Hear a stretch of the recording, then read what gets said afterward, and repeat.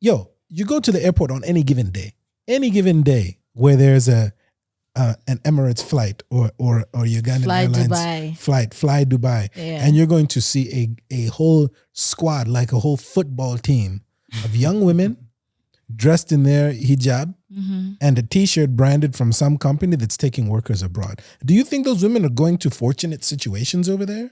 No, they're being exposed to the worst. When all of these workers go out there and they take manual labor jobs, and you hear about people going to Qatar and countries in the Middle East and other places around the world where they're subject to subhuman living conditions, and they're abused and they're treated unfairly, and they're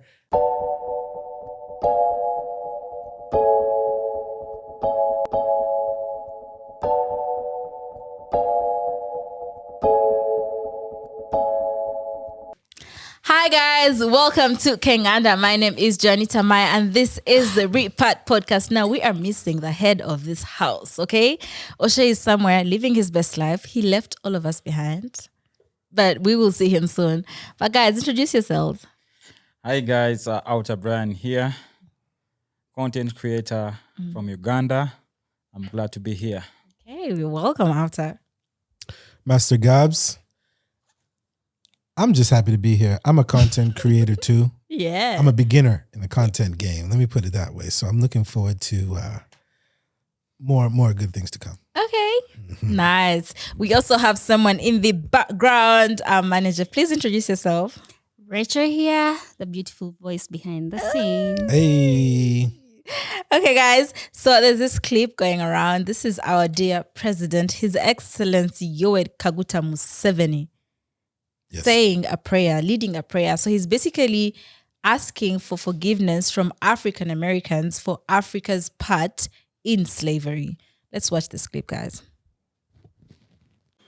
We come in humility and brokenness to repent for the sins of the leaders in Africa, and in particular, the sin of selling our own brothers and sisters into slavery. This great sin brought untold pain and misery to millions of people of African descent, and judgment to the African people who remained on the continent. The grave sin of slavery scattered our people all over the face of the earth, where they have suffered great deprivations and loss. If it were not for the part that our African kings and chiefs played in the slave trade, this evil trade could not have survived.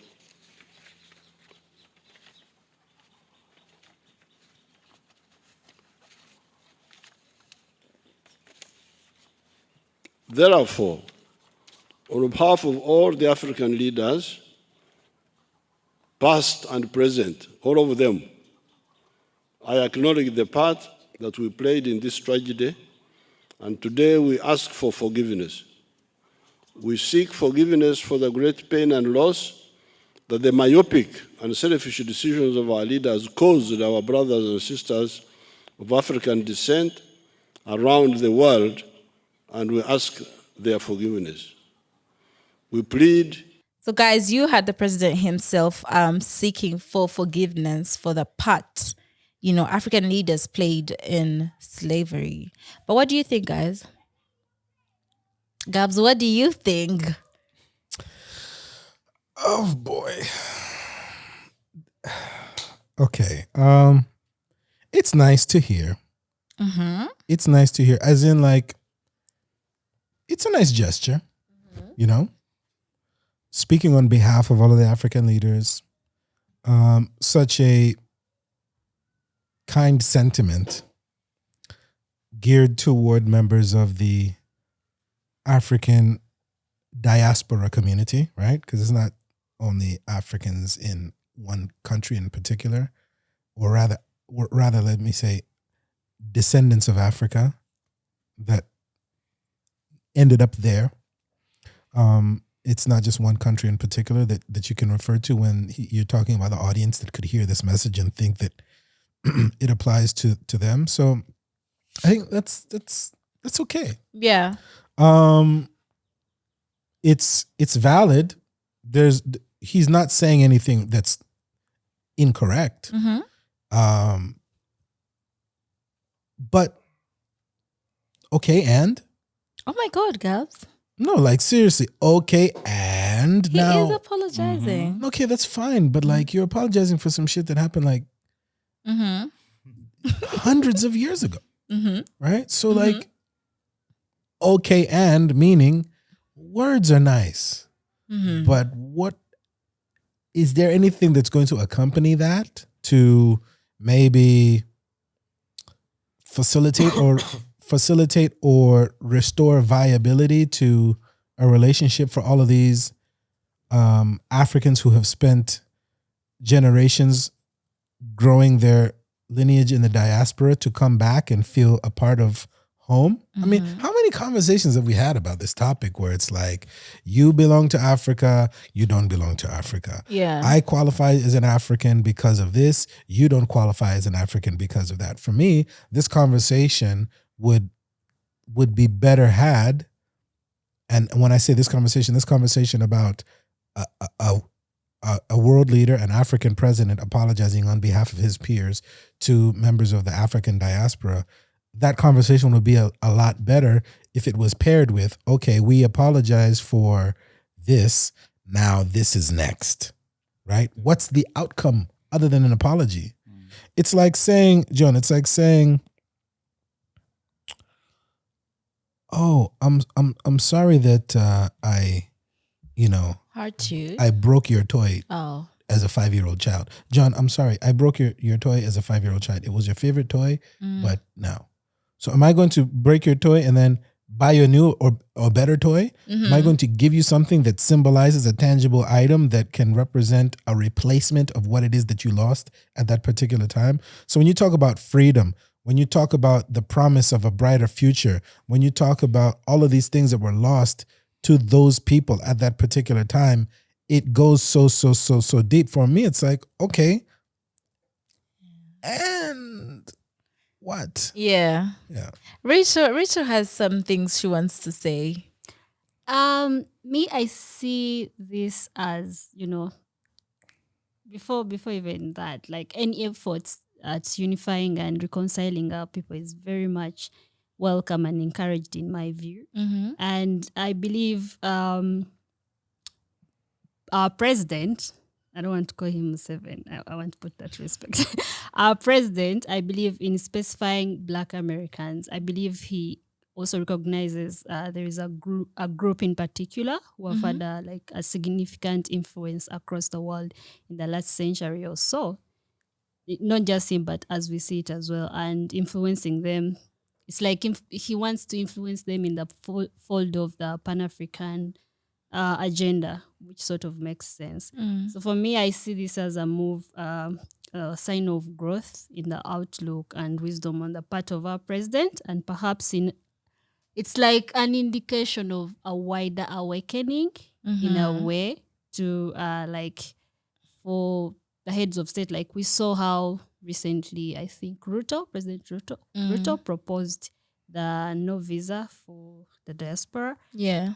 So I see it as a move to really get them involved and also make them feel like this is home.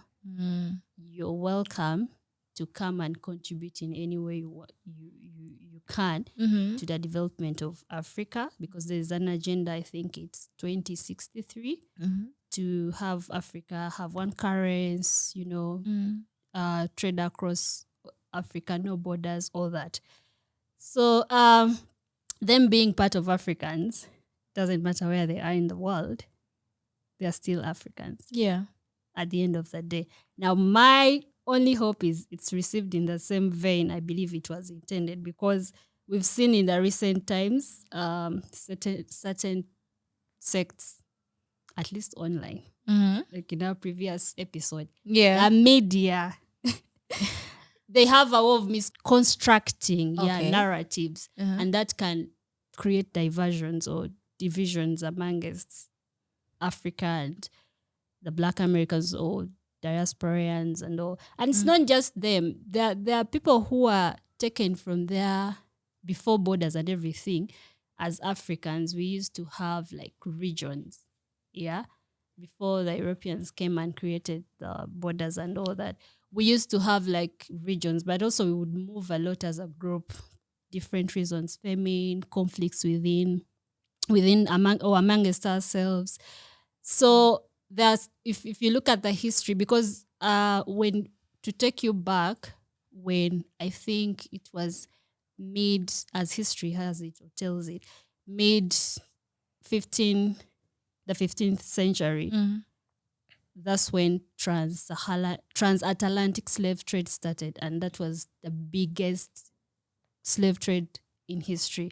So Uganda, or back then it was Buganda, because that was the biggest region that covered Uganda of today.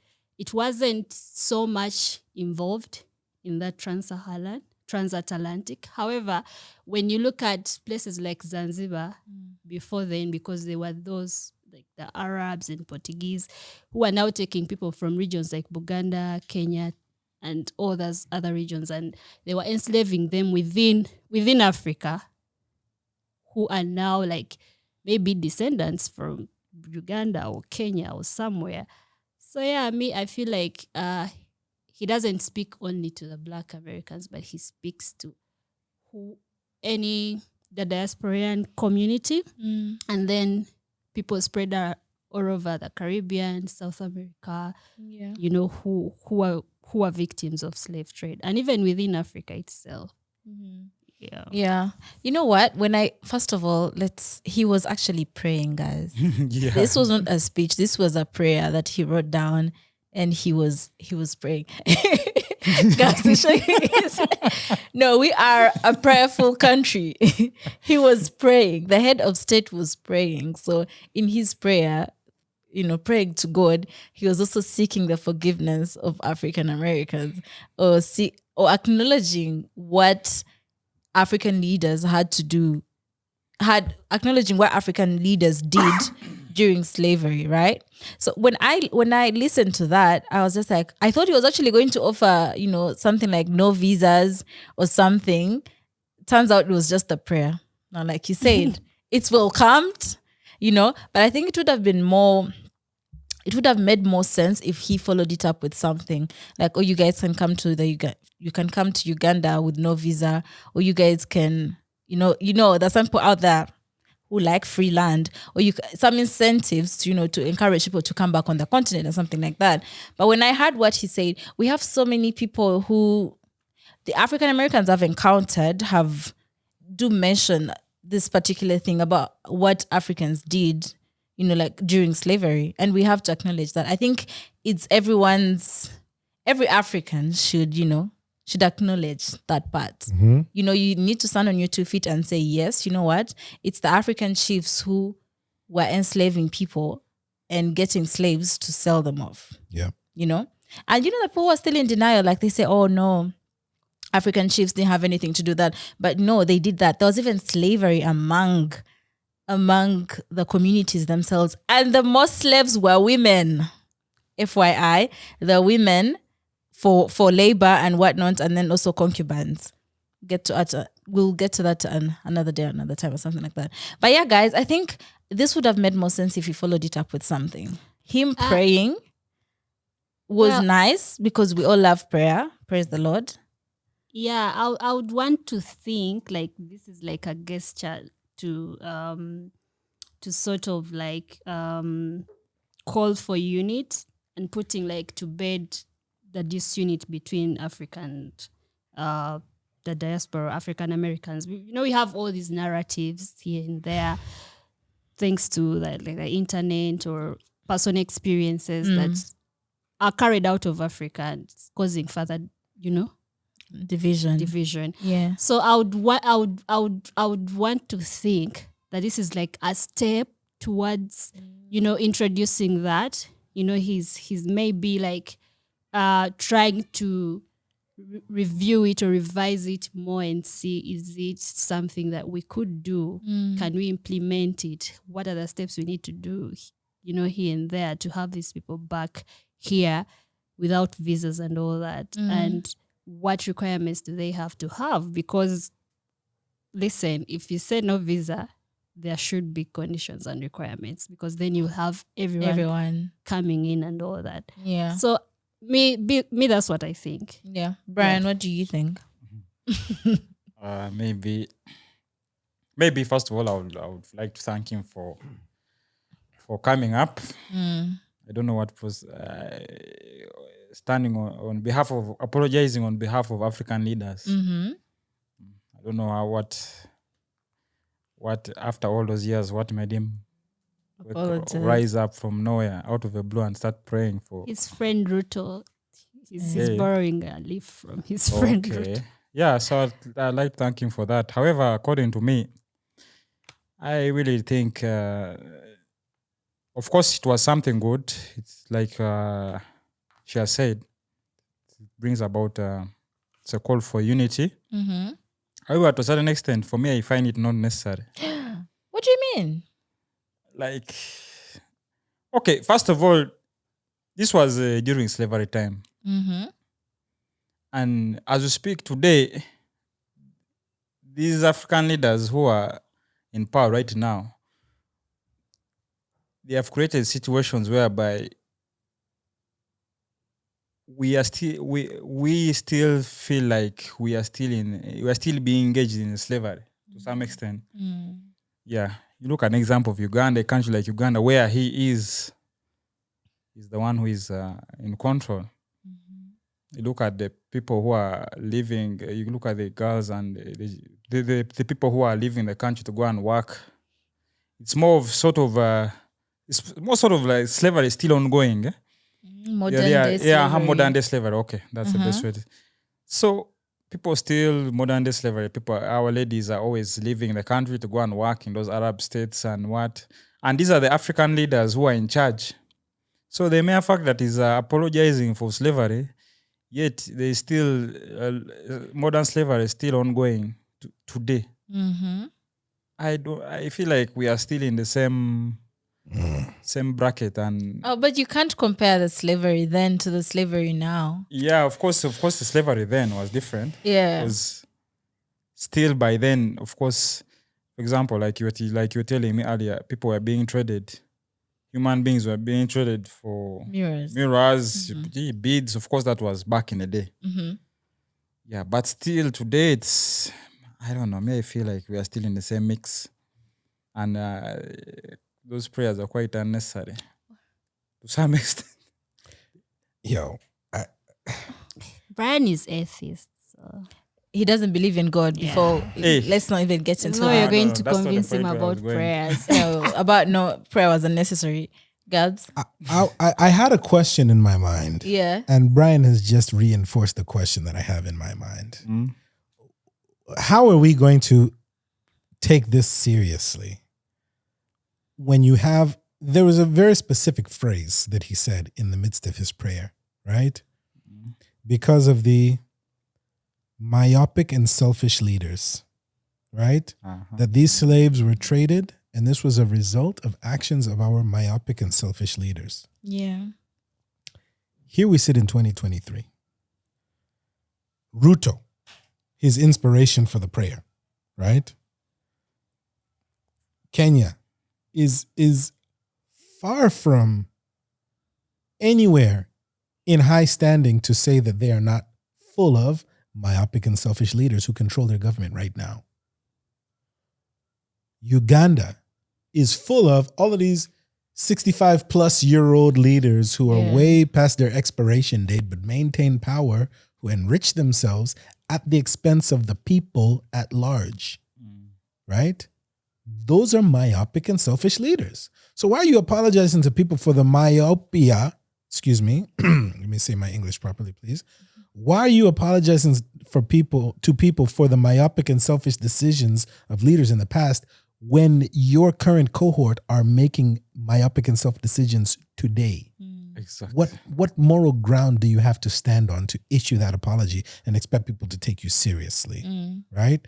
To Brian's point, you go to the airport on any given day where there's a an Emirates flight or Ugandan Fly Airlines Dubai. fly Dubai, Yeah. and you're going to see a whole squad, like a whole football team of young women dressed in their hijab and a T-shirt branded from some company that's taking workers abroad. Do you think those women are going to fortunate situations over there? No, they're being exposed to the worst. When all of these workers go out there and they take manual labor jobs, and you hear about people going to Qatar and countries in the Middle East and other places around the world where they're subject to subhuman living conditions and they're abused and they're treated unfairly, and their naivete and their simple level of thinking is taken advantage of, knowing that I'm going somewhere where I can get a better opportunity than what I find here available to me in my home country. Yet, when the stories of what happens to these people are revealed, what does the government do to protect their people? You know what I mean? Why when I drive down I was literally puzzled by this. On Sunday, I was driving through Ntinda and I saw 1, 2, 3, 4, 5 houses in a row of these types of staffing and recruitment agencies that send people abroad for work. Yeah. And I'm like, yo, these people are getting rich upon rich upon rich on the unfortunate circumstances that these people who look for work are going into. So I call bullshit on that. Number one, right? You can't call the leaders of the past myopic and selfish when your current cohort of people that you break bread with on a daily basis, and even you yourselves, still behave with that same energy. Yeah. So keep that same energy. That's number one, right? And then number two, to Rachel's point, this could very well be a gesture and a statement of intent to want to bring people back into the fold, to embrace people and welcome them back, and to let them know that, hey, there's a mindset shift that's going on and we see the value in you. And if we want to achieve our Pan-African goals and our Pan-African ideals are going to be addressed, your participation and your contribution is vital, right? But you name me an American citizen or anybody from the UK or whatever country where systems work correctly, who's going to embrace the opportunity to come here and immerse themselves in doing business or engaging in systems that are as fucked up and broken as the ones that we have here. So if you want to invite people to come over, if you want people to trade in their future and trade in any image of what they had to leave where they are and to come back here and participate in this formation of this new prosperous continent that we see in Vision 2063, what really needs to start first is, clean up the simple stuff that you need to clean up now that you refuse to clean up. Yeah. Because people are not going to be enthusiastic to come back to African nations where they're working hard and they're building companies and they're paying taxes, and then the tax money that they spend is being used to enrich people in power. Yeah. Nobody's going to be enthusiastic about that. Nobody's going to want to invest in building this picture of Africa that we want until we as Africans hold ourselves accountable to clean up the mess that's in our own yard. Yeah. So, like I said, It's nice, but what's next? But what's Yeah. next? Yeah, I Wonderful, think he wonderful. should have come up with more incentives and more, like he should have added on it. Yeah. The prayer was needed, but I feel like they need more than an apology, something to back up that apology would have been nice. But an apology is a great way to start. You know that some people are emotional and they just need a sorry. I know I broke your toy, but I'm sorry. Sorry. Oh, Bambi. Sorry. That's nice. Yeah, but I'm sorry. It's sorry. My mom was always saying, oh yeah, if you've done wrong, just apologize. Like if you can't, offer anything else, just say sorry. I'm sorry I did this. I'm sorry, okay? The man said humbly asking. The president, he humbly asked. Okay? But the African Americans watching us, what do they think in the comment section? We would have had O'Shea here speak for you guys, but I'd like to know. next time, okay? Yeah. Yeah. Anyone else with something? Rachel? No, I was listening to Gabs and it made a lot of sense. What are they coming back to? Would they even want to come back, leave the first world, everything to this? So yeah, we need to clean up. Yeah. Clean up. Yeah. You can't invite someone to your home when it's in shambles. Yeah. Facts, yo. You can't. You need to be like African mothers and touch the ceiling for dust, like clean up everything. And so it's like the guests will see this. But yeah, Brian, what do you think? Or else you might come back and end up being slaves once again. Oh my God, you can't say that. Brian, I'm just joking. That's just a joke. Brian is a comedian, guys. It's just a joke. But That's a good one. yeah, God forbid, nothing like that would ever happen in this day. And of course. you know But what? like you said, everything starts with a sorry. Mm-hmm. So that's why I started by thanking him. I'm like, thank you for your what? For coming out to represent African leaders and to hold a prayer. So what's next? Yeah, let's put things in order. Let's get things right. Yeah. And let's with proper system and everything in check, we can cut down, we can minimize on this even this modern slavery. Mm-hmm. Yeah, if at all if we work on our economy, if we can do all that, provide employment opportunities and blah blah blah. Yeah, things can fall in line. I like the solutions you guys have given. Gabs is like, let's clean house. Rich is on the same thing. Brian is on the same thing. What are the other ways you think could have made this apology better? I mean, again, for me, it's like, so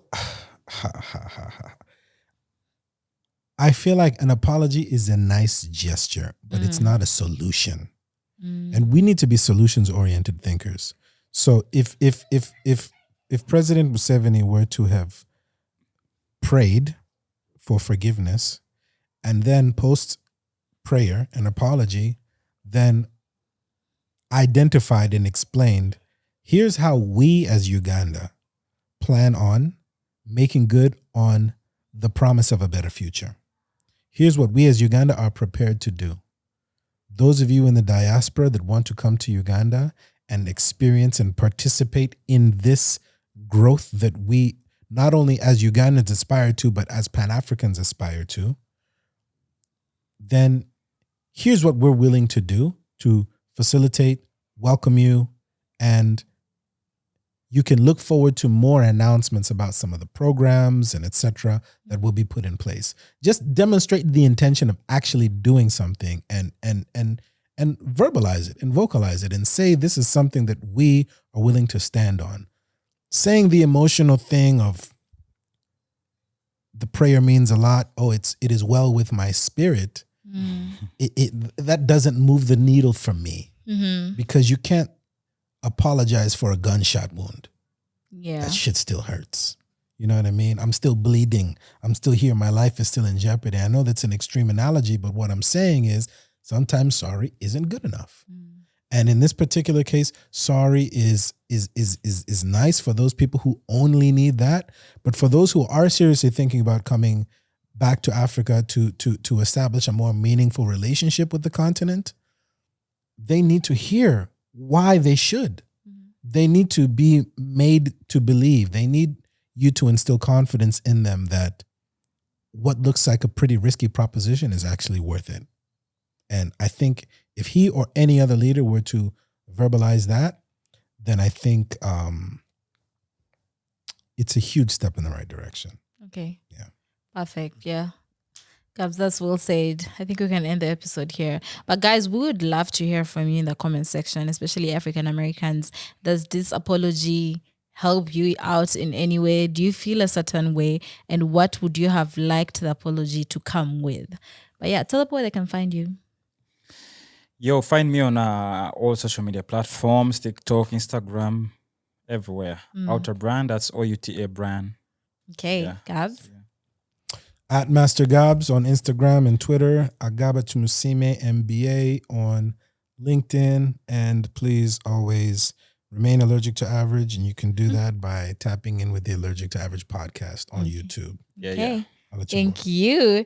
Shout out to Rachel. She doesn't want to be found, so do not look for her, but she was here today. Just enjoy the voice. I just want to say something quickly. I saw Gab's shirt, but the first time I saw his channel, the first thing that came to my mind was this is This is a person whose house you enter and you're like, I have to leave my averageness at that door. Yeah.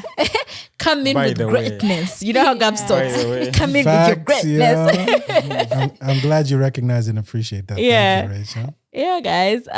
If you have anything you'd like to share with us, email us at teamkenganda@gmail.com. Guys, we also have a WhatsApp group for our viewers. Now, some of you are out there doing some shady business and meeting up. So be careful.